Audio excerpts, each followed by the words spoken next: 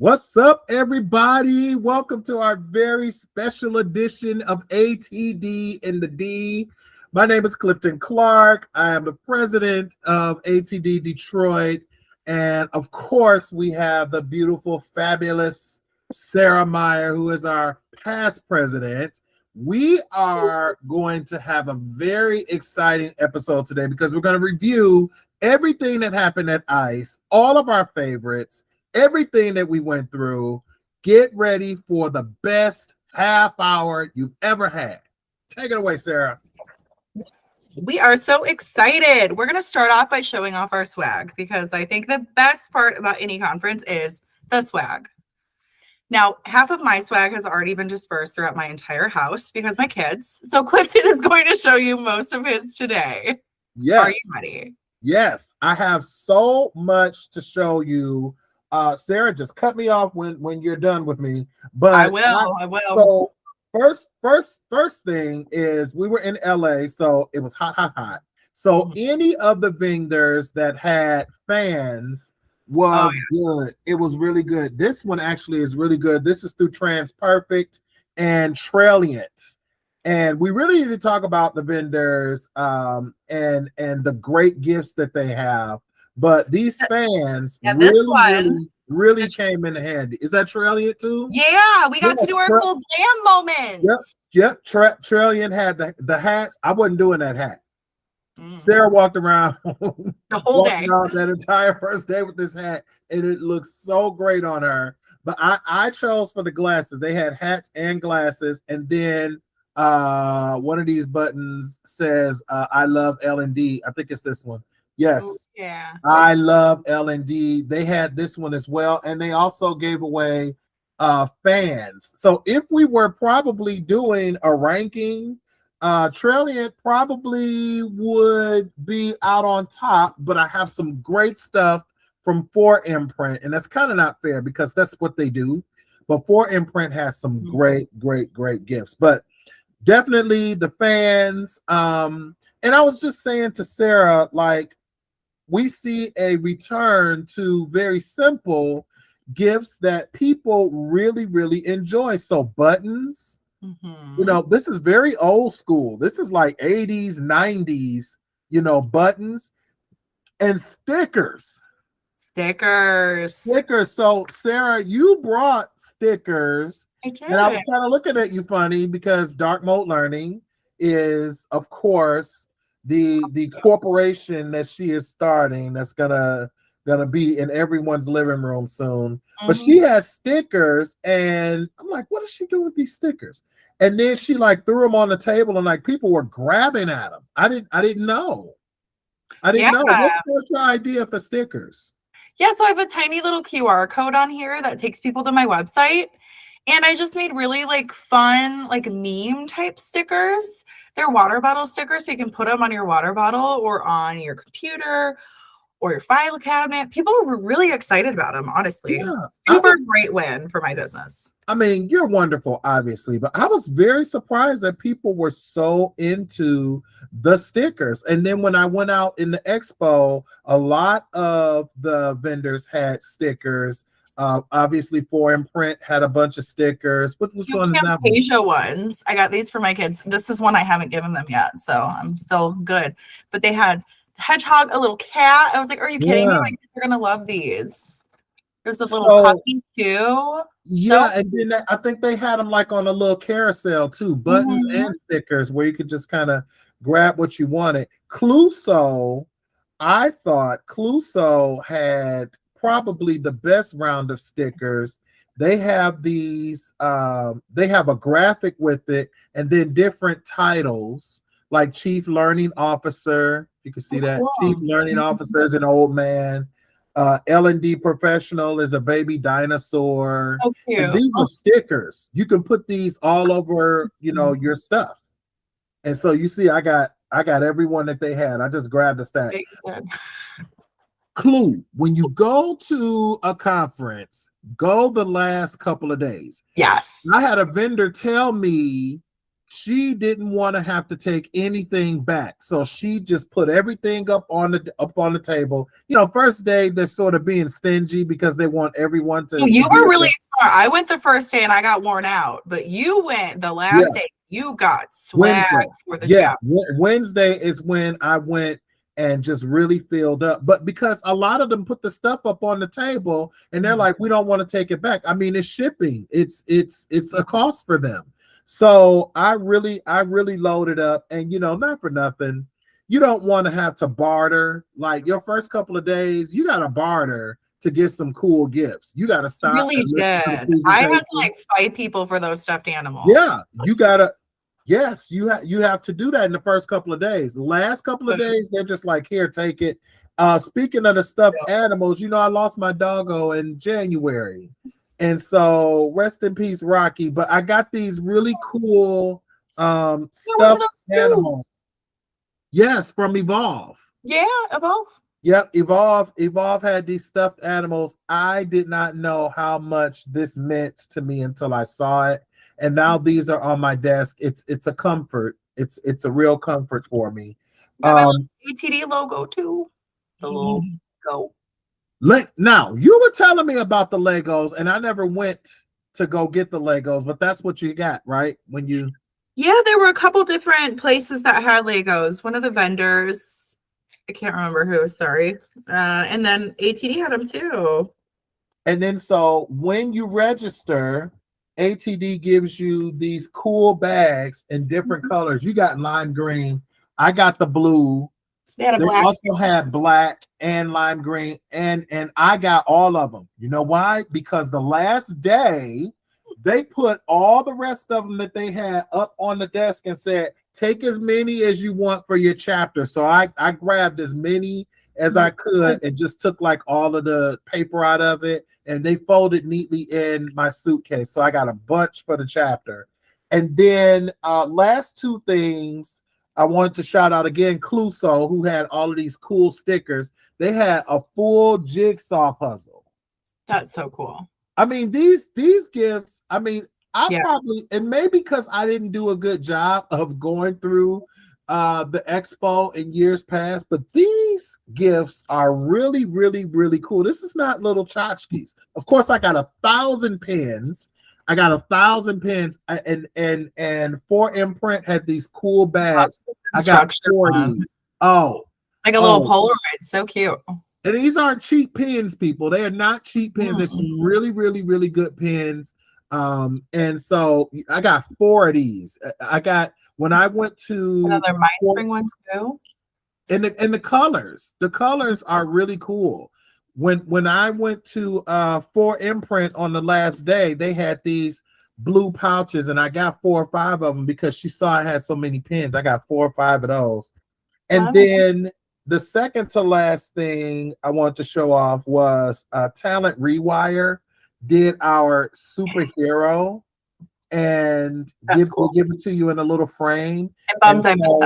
Yeah, you take a little quiz, and then it says my superpower is adaptability chameleon. So that means no matter where I am as a trainer, I'm gonna adapt, which is a big thing for our environment now, what's happening. And then the very last thing, Sarah, in any place and any time I go, I love notebooks because I'm a thinker, I am a jotter, and I thought that I was going to be done with notebooks when I got my iPad because it has a note-taking app on there. But nothing beats this. Yeah. Nothing beats this. A nice hardbound notebook with lined pages. Look how many I got. I got small ones. I got lots of socks too, Clifton. Did you get socks? I think I got like 3 pairs. I got socks, Sarah. I'm not crazy about the socks, Sarah. Stole the Kahoot ones. They all were so excited because they use it at school. But yes, I got a couple on the last day. Look at this big notebook. Like this is huge. Crazy. I had to work for this one though. I had to sit through the presentation, and of course they scan your badge and they call you afterwards. So yeah. We wanted to start with the really, really, really cool stuff. This is obviously not why you should be going to the conference. But it's so fun. But it is so fun to have all of these cool things available. And look, I can change the frequency. I can just leave Yeah. it, so we don't have seizures. And I'm just like, oh my God, it's been just, and my Rubik's Cube. My Rubik's Cube. That's so fun. Yeah. So this is just, we started with the vendors because it's just really, really cool. All the cool stuff that you get when you're there. And it makes the whole event worthwhile. But again, last couple of days, you can clean up. Couple of days, you can clean up. I think that's your best advice for next year. Go at the end, because I was naive. It was my first time, guys. Yeah. I went day one. Everyone wanted to talk to me for 20 minutes. I was like, I'm tired. Yeah. Tired. And I'm going to say something's different. This is probably like my 6th or 7th ICE convention. And I could say just for this, I don't know about any other conferences, for this year was the first year that I saw so many vendors left on Wednesday. The conference usually wraps up on Wednesday. Was there a closing keynote on Wednesday this year? There was. Mm-hmm. Yeah. So there's a closing keynote. So people usually come in for the closing keynote and then they're out of there. They even set up in the LA Convention Center. There was a cool place where you can go and bring your luggage, because normally people are checking out of their hotels and things. So folks go to that closing keynote and then they grab their luggage and they're out of there to the airport, depending on where they're going. And I decided to just duck into the expo, and I got to tell you, it was really full. Usually, it's only a few people left, but this was really, really full. And so just as far as ICE conventions go, probably the best expo that I've seen from there. Also, there were certain, I'm not going to put them out there, but there were certain vendors, the word got out about them that they were trying to get their name out there.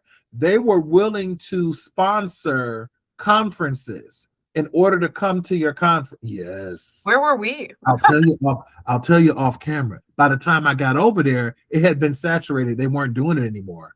But I talked to someone. She said, yeah, go to this place. They are looking for places to go so that, they can get their name out there.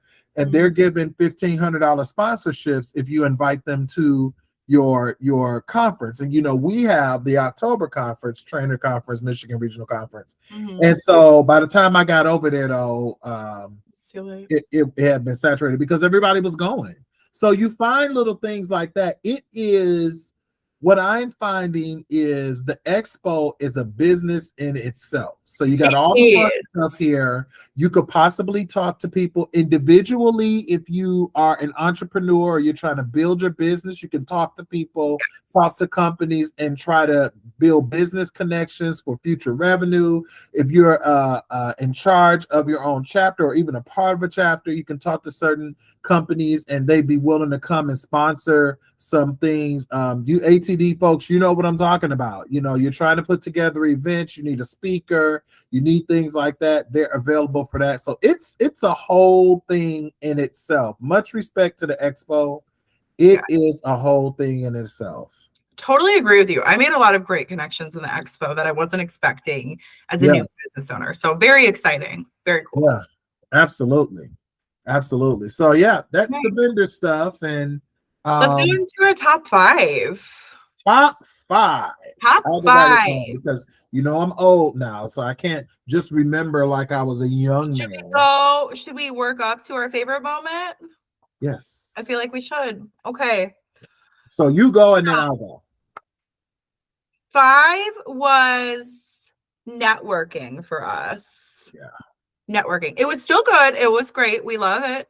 Top 5. But I will say I felt like I was just kind of burnt out, and that's why it wasn't like number 1 for me. I didn't realize how tired I was going to be. There was some days. That's why I didn't know why you were trying to drag me through the streets of LA walking. I'm like, is this woman crazy? Why are we walking? I'm beat. And you were beat too, and you still wanted to walk. I love walking. I don't So for understand. me, walking is like how I regulate my emotions on busy, crazy days like that. So for me, I was like, I do want to walk 20,000 steps a day. I Oh, do. I was suffering. I What'd you do. do? Like 30,000 one day? Almost. Almost. Ridiculous. Like 28,000 was my peak. ridiculous. But yes, the networking is sort of is really one of the main reasons why you go. I Yeah. still don't know how to network. I still don't know how to do it. I am much better Yes. in front of a group of people than I am one-on-one. One-on-one, I just sort of I smile, but I'm just sort of like frozen. I found that my best networking contacts were peers. I did a lot of networking with other small business owners who were in a little bit of a rut, needed something fresh. I was like, hey, I am fresh. Let's work together. Let's come up with new ideas together. So I have a couple contacts who I'm going to be working with and doing little extra fun projects with. The people I gotta say, the people I did not, you were more focused and targeted on networking than I was. I was. That was You were. my main reason to be there. That was not my main reason to be there, and it's partly because I'm shy, and so I don't really know how to spark up conversations. But when I was successful, you were with me. Yeah, And that's why we so need pairs. That's why you yeah, need and a yeah, group. and once you get it going, though, I got it.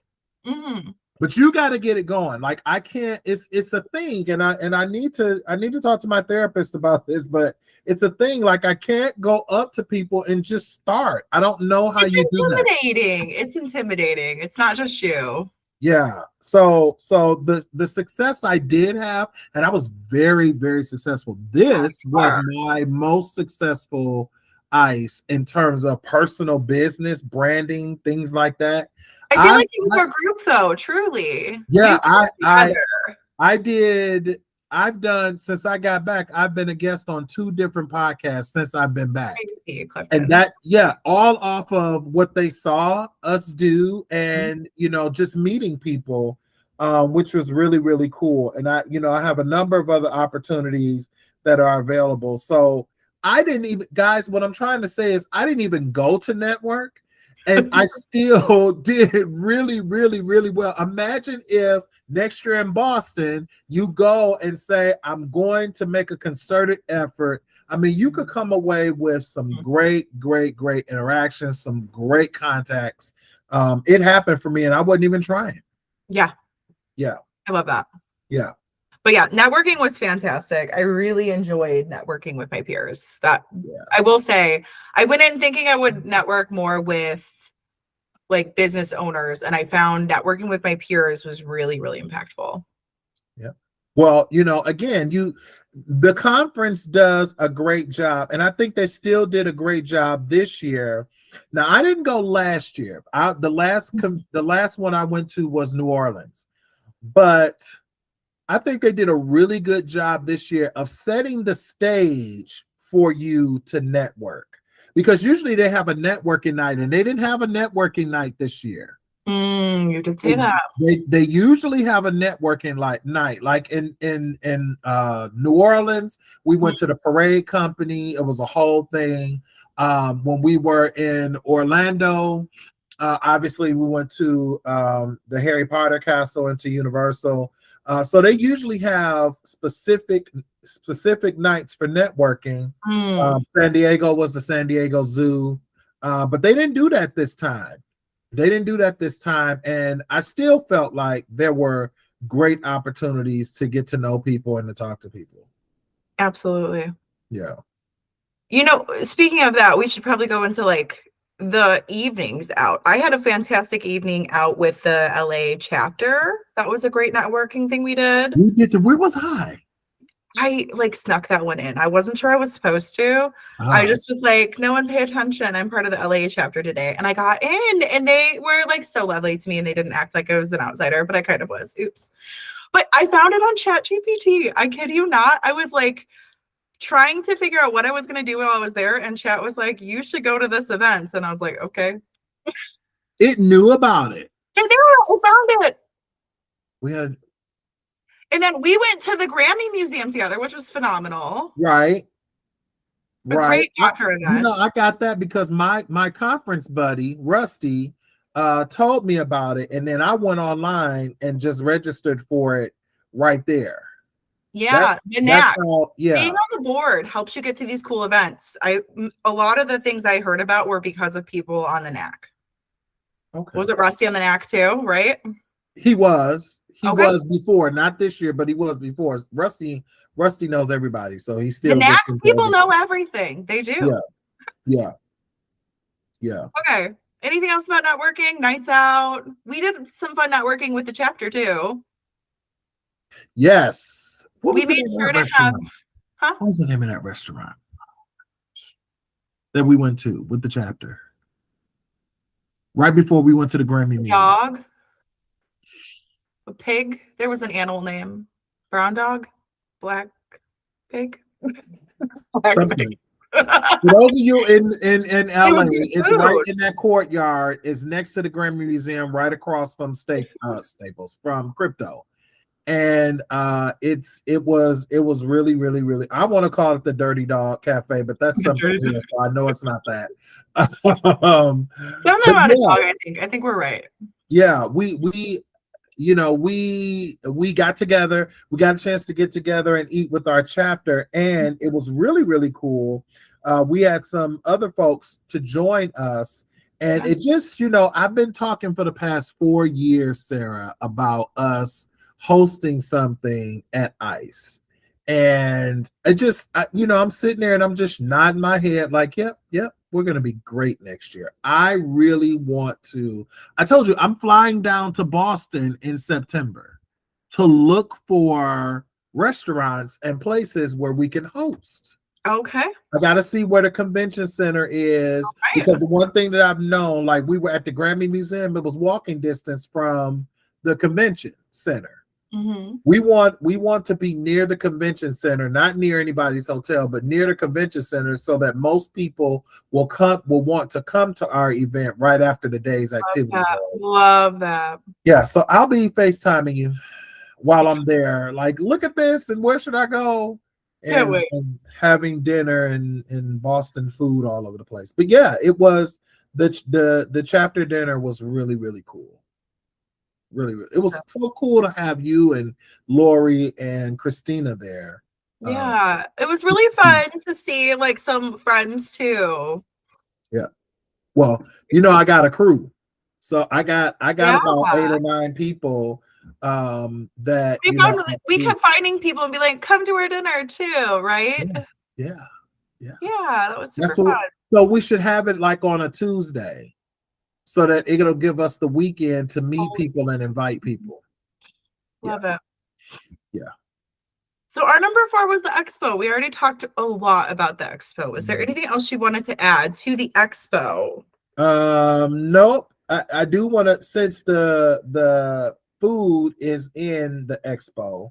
I think that's a plan that they have now. Looking at all the other ICE conventions I've been in, when you go into the expo, at the back of the expo is always tables for food. Mm-hmm. I gotta say, it was an acquired taste this year. It was. Maybe because I'm a Midwest guy. Yeah. I'm a Midwest guy, and so I'm not fond, I guess, of the California style of eating. Everything was cold. And they had the same meal every day. I'm not a fan of that. What was it? They had the same meal every day, right? Or did I just stop going?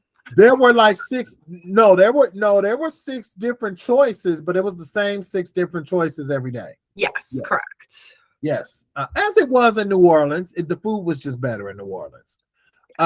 It made you want to go every day to try something different. But here, all the food was cold. All the food was cold, and it was like rice bowls and chicken. Like I guess it wasn't stir fry because everything was cold. And I guess I had the cold cauliflower bowl. I didn't try the chicken or anything. I just did that one. It was okay, but the next day I definitely ate My own lunch. You went somewhere else, and I was there waiting on you, and I'm like, "Hey, where are you?" And you're like, "At lunch," and I'm like, "No, you're not," and you were somewhere else. I think I ended up going to the where did I go? I went to the VIP room and I just grabbed like a Right. cheeseburger. Tell us about that. Now they have this new Oh thing, yeah. the VIP. I said I wasn't gonna pay for it, but what was it worth it? What was it, like $200? I think it was about $200. Maybe it was less. I don't know.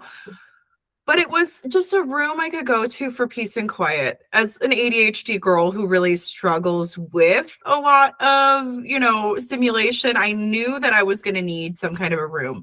Now, I didn't know if you are on the board, there is the room for the board members. I didn't know that existed. So I might not have gotten it had I known about that. Me either. I didn't know there was a room for board members. No, we went there. What was that called?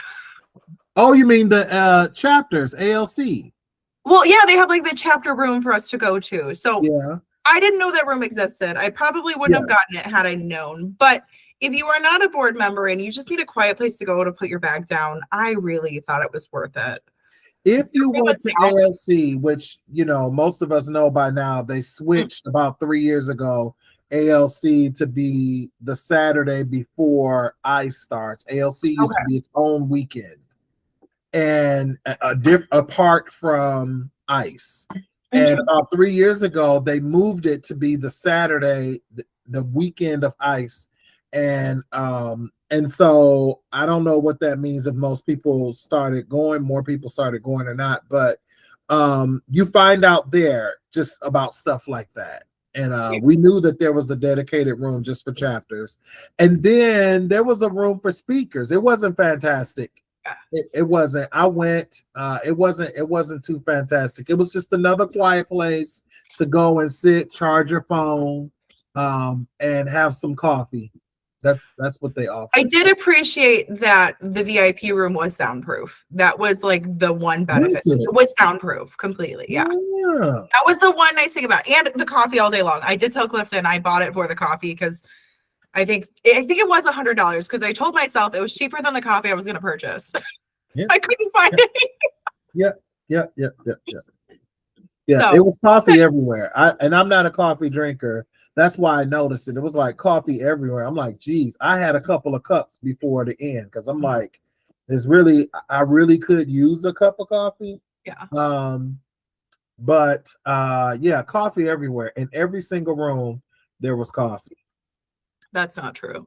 I was a coffee drinker. He's wrong. And then and also one more thing on the gifts. You want to find someplace that gives you a water bottle. You have to have a water bottle at a conference because you're walking around, you work up a thirst.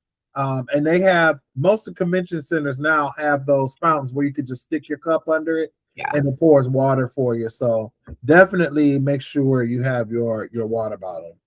Love that. Yeah. Okay. Number 3 was the workshops. We love them. Yeah. Not always. And I will say that big shout out to ATD. I don't know if they did this on purpose, but let's see, a few years ago, I forget which ICE this was. A few years ago, it seemed like every workshop I chose was an advertisement for a vendor. So they weren't actually, the title would be something, and then you get in there and they would talk 2 minutes about it and then talk the rest about their product and then give you their vendor location and tell you to come to their table. And so that happened to me for about 3 or 4 workshops. Was that New Orleans? I think it was New Orleans this year because all of those type events were in the expo itself this year. I don't know if you noticed that. They still had events like that, but they were in the expo. I went to one. Okay, I went to one in the back by the headshots. I went to one, and I would say that that's an appropriate place for it. I think it was. I think that was well done. All the workshops that I chose that were not in the expo were really good workshops. Same. Agreed. Yeah. So that was a good thing. Yeah. Did you have a favorite workshop you went to? Not to put you on the spot. Always Sardine Glove. Always, always. I'm biased. I love that man. Okay. He is, guys, we had Sardique on last season. We And did. if you didn't see from our podcast episode, Sardique is one amazing individual. His life story is amazing. He is amazing. He's all about facilitators, all about giving workshops on how to create the best presentations, how to best involve your audience, and so it's more of the same. He's got a brand now, you know what it is, but you go just for the experience because you know he's going to create an incredible experience for you. So I would say Sardique was my favorite. My second favorite was Rusty, who taught on Wednesday morning. So I was under duress because I couldn't believe there were so many gifts being given away. And I had to get all these bags. You know, I got about 8 bags for the chapter. So I'm walking around with all this stuff, but I knew that I had to go and see Rusty Shields You did. deliver. And I did. And it was Rusty's presentations are much like Sardique's in that when you go, you lose time. You look up and it's like, oh, it's time to go already. You go for the knowledge and you go for the entertainment value. So those really were 2 of my favorites, by all means. My favorite was Kelvin Jenkins. We met him at our podcast. He came, he enjoyed. He was such a lovely individual, and I saw his topic and I thought, oh, that's really interesting. I like it. So I went. I loved it. Loved it. Then later on, I saw his mom's Tanya Tucker Collins, and she was also phenomenal. Wait, his mom presented too? She did. She was phenomenal. She did design like a strategist. Her and I have a lot in common. I loved hearing from her. You talked about her all weekend. Oh my God. She had great fashion. She was so fun. Adopt me, please, Tanya. We're coming. Yes. He and Kelvin stopped by the podcast. We did the podcast the first day on Sunday, and he stopped by and talked to us for a bit before it started. And then we just kind of became, I don't want to say friends, but we just kind of became acquaintances over the next 4 days. And his presentation I wanted to go to, but it was at the same time as Sardique's. Yeah, I remember. I went to Sardique. To share. Yeah, I went to Sardique's as I always will, but then when I was done, I ran down to see if maybe I could catch the last few minutes of his, and I missed it. He was wrapping up, but I know it was great because when I got there was a line of people, and most people just wanted to say how much they enjoyed the presentation. So I know you're right about him. I know, and yeah, no, it was really full. It was a full. That big room was full. I don't know if they were turning away people, but like I looked back and was like, okay, Kelvin, okay. Yeah, in Sardique's room, there were people sitting along the walls. Yeah, all the tables were filled. It was amazing. It was amazing. So yeah, good workshops. Really enjoyed the workshops. Really enjoyed them. Lots of stuff on AI, obviously.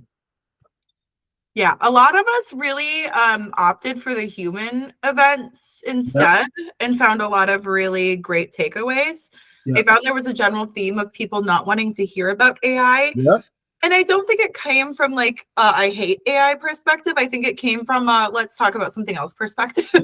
After I'm glad that the convention planners, I'm glad they planned that and had some other type of workshops. I mean, because for us, AI is every day of concern now. There is real concern about us in L&D, where we're going to go.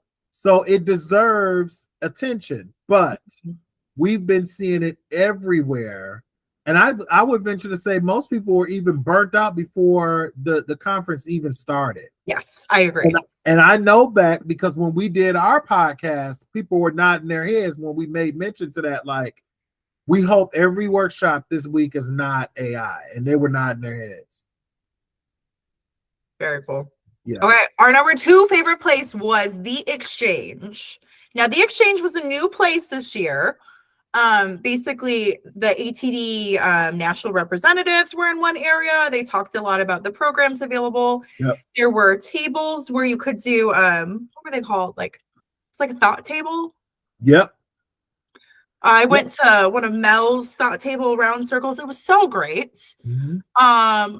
Margaret did a little presentation there that was great too. There was also some couches for you to sit down and just network and take a minute. Oh my God, the couches, yeah. Love the couches.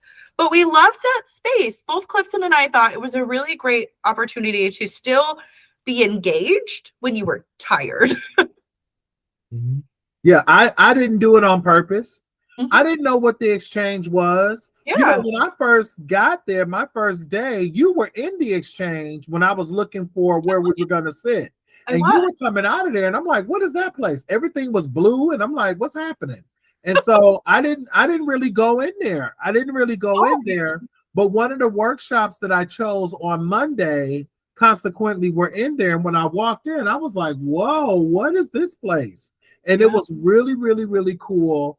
The workshop that I went to was over in the left in the corner, and I was really, really like, whoever the engineers were, geniuses, because there were no walls in there, but the way that they sectioned it off, we were able to have a workshop over in the corner, and we didn't hear any interference from any of the other places inside this large hall.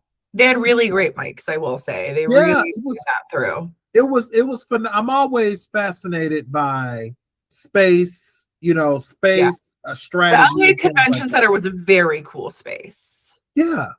And then I went to, so after being in there and looking around, I'm like, oh, this is cool. After I left the workshop that I was in, which was all about your brand and how to increase your brand online, once I left there, right across the way, I saw some of our ALC, the chapter people from the NAC, and they were presenting some things about, your chapter. And so I went and I sat there, and they were talking really about, ideas for your chapter, sponsorships, how to network and get things for your chapter. And as I'm sitting there, one of the ladies said, well, don't forget, you can go down to the end and talk to people from ATD. And I thought, oh, this is awesome. Now, they always have a space at the convention for ATD, for you to talk to ATD. Usually it's somewhere around the bookstore, but this is its own dedicated place. I think they intentionally put it there because a lot of the talks in that space were about like your CPTD or different ATD related topics. So they were very intentional with where things were laid out, which I appreciated. Yep. You could go and talk about anything going on with the chapter. You can talk about anything going on with your national account. If if you pay for your power membership, things like that. And that to me is super valuable because, whenever you call anywhere now, you get AI, and they're going to put you on hold or they want to call you back. These are dedicated people standing there willing to answer your questions. I love that. I was like, yes. That's really cool. So I really like that exchange. They called it the exchange, which doesn't necessarily tell me what it is, but it was really a cool space. I hope they continue that. Okay, what was our number one moment, Clifton? Do you remember? I don't remember because I think mine you do. No, you do. What was your favorite part about LA? Well, okay. So it has to be our podcast. Yes. Right. It has to be our podcast because what I didn't know is that we chose the very first time slot on Sunday, and which was 1:30. And then throughout the rest of the 4 days, they had a number of different podcast subjects going on, but we were the first. And this was the first year that they were doing it. So that means yours truly, me and Sarah, are a part of history. We were the first podcast taped live on ice at the on the floor of ice. And I really just gotta say, like, it was so cool. Just working with you and Margaret. Just it was one of those things where it's like, oh, we're over. We had the nice little producer in the corner and he was giving me the cues. And it's like, man, it was so much more I wanted to talk about. Oh my God, yeah. But the time flew by. The time flew by. It was a great conversation too. We will add it to the podcast shortly. Yes. Yes. But it was such a great conversation about how AI is disruptive. That was kind of our take. We did talk about AI, but it was more of how it's disrupting us, what we're going to do. It was a cool take, and I really enjoyed the conversation we had. Margaret really dove into AI disruption, and she gave some usage cases. She gave us a little crash course on how to prepare for this, how to research for it, how she uses Claude to look up legal cases. That's what's happening now. Regardless of, we're all trying to adapt, but if you listen to Margaret, you will see and you will find out that our government is trying to get a handle of AI, trying to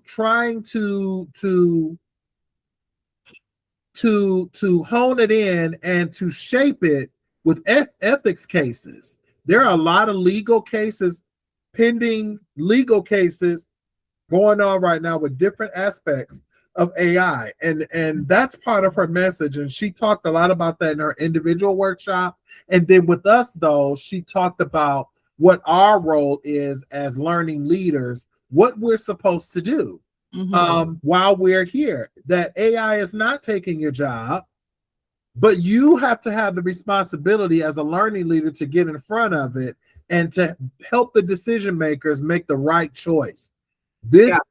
A lot of companies we're finding are going at it like it's another piece of software.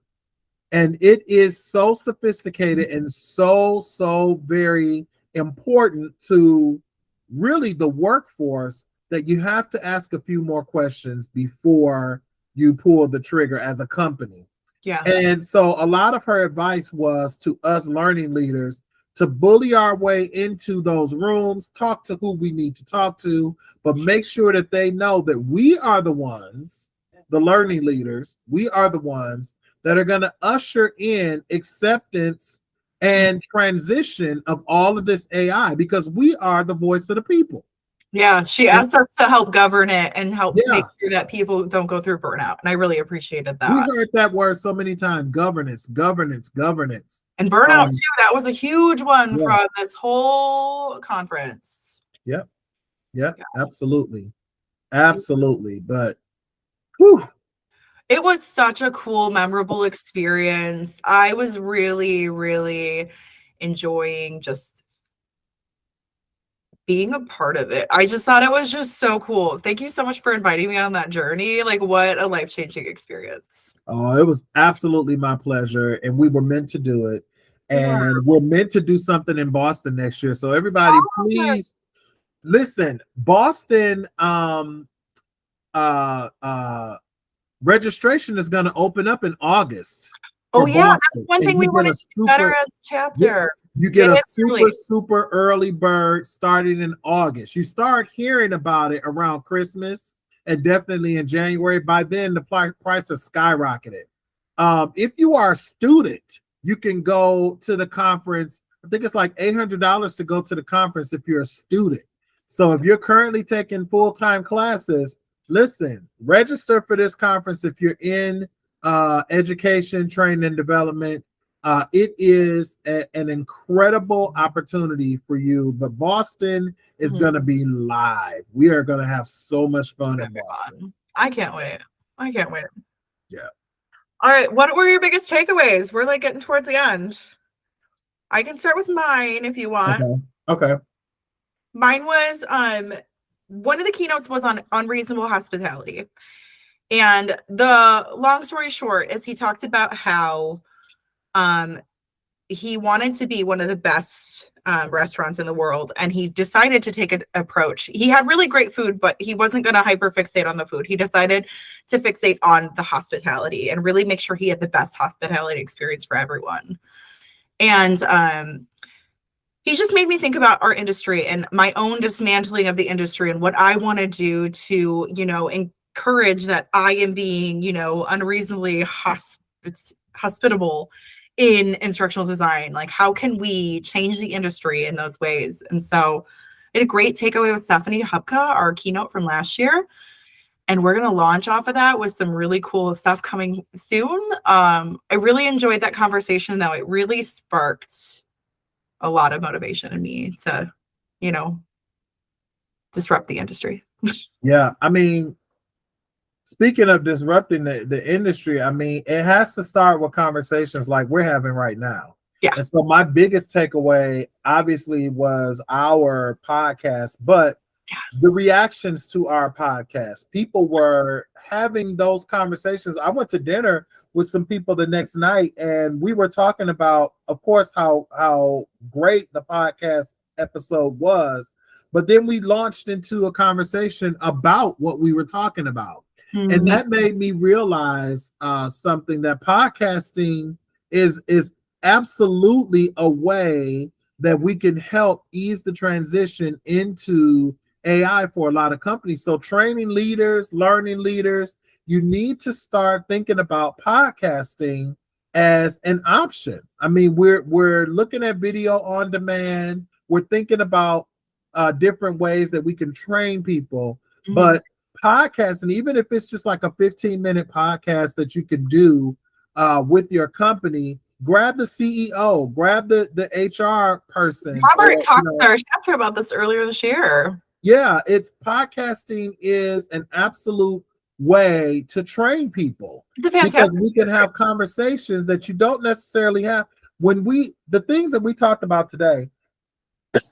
If we were to veer off in a class, these kinds of conversations, we would bring the class back and say, okay, let's talk about that another time. But it's so very important, the details that we gave about the things that we talked about. And I think that is what is missing from this difficult transition that people are having with AI. People want to know, why are we doing this? And why are we doing something that causes the loss of jobs with this economy?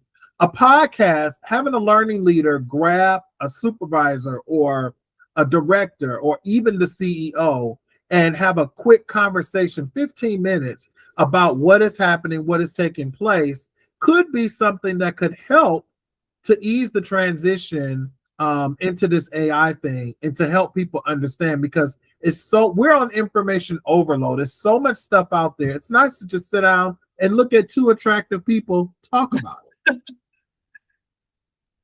I think what you were saying just brings it back to what we were talking about earlier, that everyone at the conference wanted humanity again. And I think that's why people enjoy the podcast.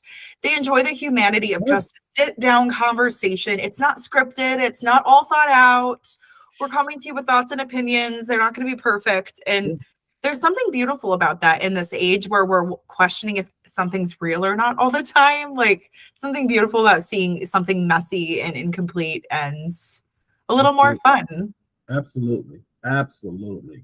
Yeah. Absolutely. So that was my biggest takeaway.